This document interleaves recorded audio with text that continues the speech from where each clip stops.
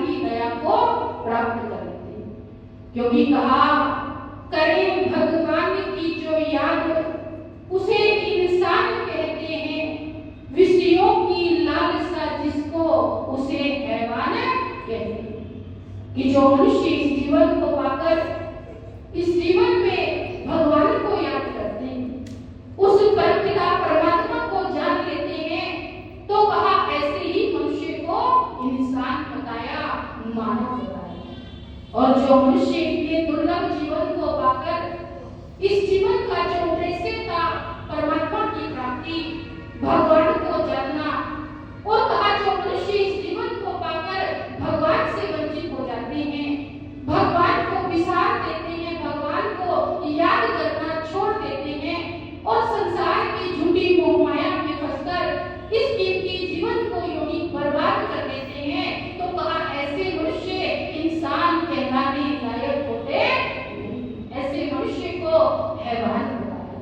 इसलिए हमें भी विचार करना चाहिए कि हमारा जीवन सार्थक हो जाए और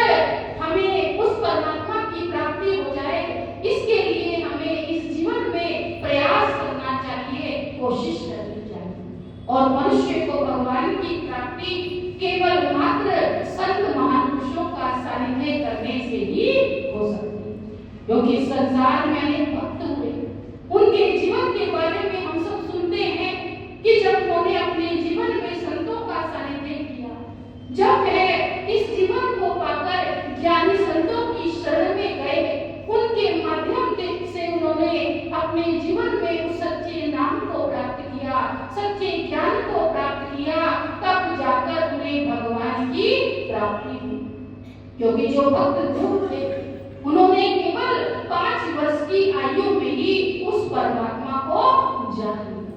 क्योंकि जब उन्हें जीवन में संत नारद जी मिले,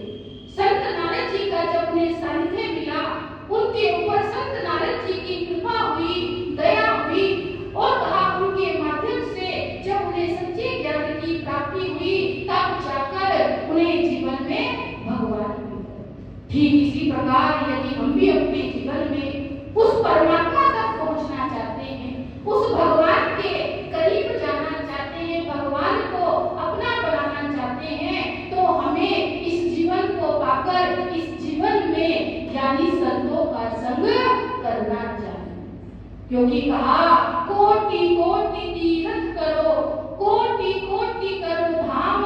जब तक संत न सेविए तब तक सरे ना काम। इस संसार में चाहे हम कितने ही यत्न कर ले, कितने ही प्रयास कर ले, जप कर ले, तप कर ले, कर्मकांड कर ले, व्रत उपवास कर ले, इन सबको करने से कोई फायदा होगा नहीं। क्योंकि जब तक हमने जीवन में ज्ञानी संतों का सानिध्य नहीं किया, उनके वचनों को अपने जीवन में नहीं उतारा, तब तक हमारे कोई भी काम सार्थक होंगे नहीं, तब तक हमें परमात्मा मिलेंगे